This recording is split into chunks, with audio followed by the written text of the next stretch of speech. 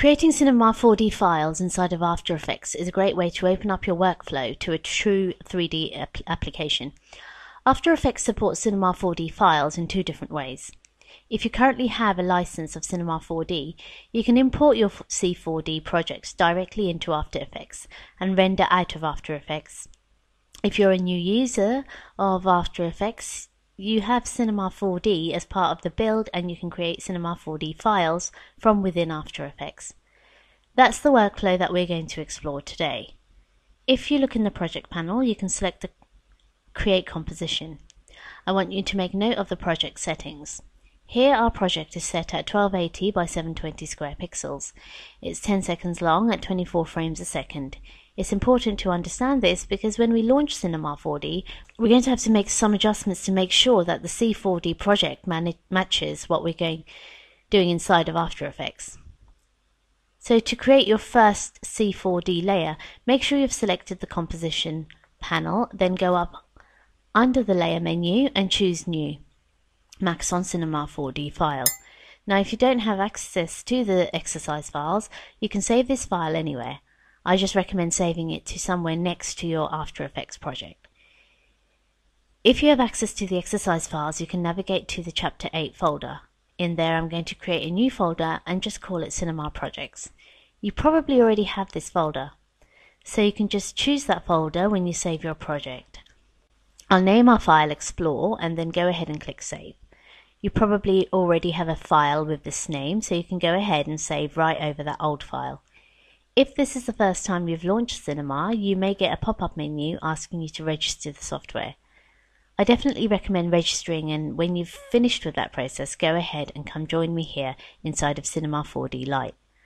I realise the first time you open Cinema 4D Lite, the interface may look a little intimidating, but it's so different from After Effects. But believe it or not, a lot of the features function in a very similar fashion. If you look to the right side of the interface, you'll notice that we have panels, and these panels are very similar to After Effects, in that they have little grips on the left side and you can move them around the interface. Let's focus on this panel in the lower right corner. I'm going to click on the top of it and just drag up so we can see all the information. In your normal Cinema 4D workflow, this panel is contextual and it'll change based on what you've selected in your project. By default, it's opening to the project settings. So let's look at our project settings and remember what our After Effects composition settings were. So if we look at our project, the first thing we should notice right here is this FPS setting. This is the frames per second and it controls our view of the timeline down here in our project. So let's change our frames per second from 30 to 24.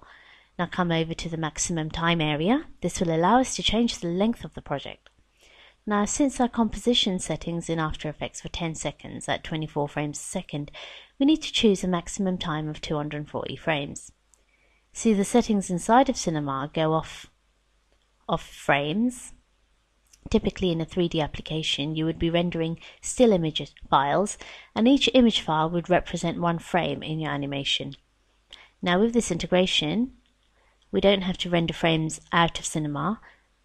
We will render them directly out of After Effects, but it's important that we match all the sentences. So let's continue on and go down to the bottom of the project settings panel. Down here you will notice Linear Workflow is selected. This is color management, and Linear Workflow is going to give you the highest quality renders outside of After Effects. I did talk a little bit about the specifics of Linear Workflow earlier in the course, but to summarize, Linear Workflow gives you an expanded range of colors and luminance values. This will allow you to create some really realistic renders straight out of your Cinema 4D projects. You don't have to use Linear Workflow, I just generally recommend using it. So we'll leave Linear Workflow selected and then we can leave our color profile set to RGB. Before we jump back to After Effects, we need to make one more adjustment in our render settings. Even though we're not creating files straight out of Cinema, After Effects will reference the render settings when it goes to create the render. So let's go up to the top center portion of the interface. In this toolbar here, you'll see three buttons that have clapboards on the front of them. The rightmost button is your render settings. It's the one that has the cog in the background. Go ahead and click on that button and open the render settings. Now, even though our comp settings in After Effects are 1280 by 720, Cinema 4D will only render a maximum 800 by 600, out of these render settings if you try to render just a frame. Since we're using this round trip workflow, we can change our output settings. Go ahead and click on this button underneath the word output. This is very similar to the preset options you have inside of your comp settings in After Effects. If we go to the film and video group, in here let's go down and change our project to HDV HDTV 29.97. Once we choose that, we need to change the frame rate to 24. Now see this message that says Image Resolution Applications License, limit of 800 by 600. This is just a function of Cinema 4D Lite, and like I said, as long as you're going to render this project directly out of After Effects, you don't have to worry about this issue. Now, if we come down to the bottom, we have an option for frame range here. You can render still frames out of Cinema, and by the default settings here, it's just going to render one frame. Just because I like everything to have the same settings, I'm going to click on the frame range and change it from current frame to all frames. Now notice our project goes from 0 frames to 240. If you're working with the interlaced footage, you can change the field settings here. Since we're working with progressive footage, I'm just going to leave that alone and close my render settings.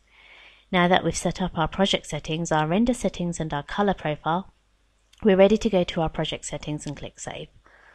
After Effects won't load any of these settings until you save the project file.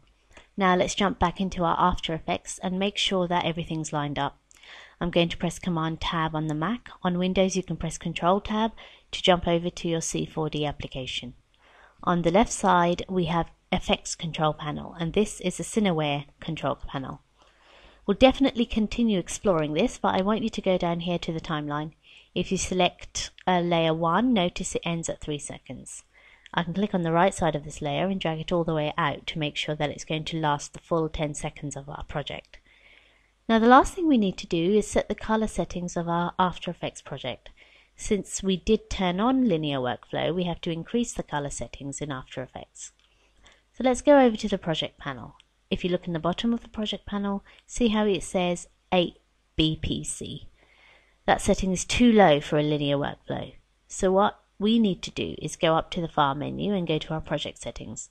In the project settings, you want to go to the color setting section and change the depth from 8 bits per channel to 16 or 32. I generally recommend 32. Now for the workspace. This is where we want to make sure we match the sRGB setting. So click on that pull down and choose RGB. Last thing we need to do is confirm that we are linearizing the workspace. Once we've done that, we can go ahead and click OK. Now we can save our After Effects project, and the workflow between Cinema and After Effects is going to work perfectly.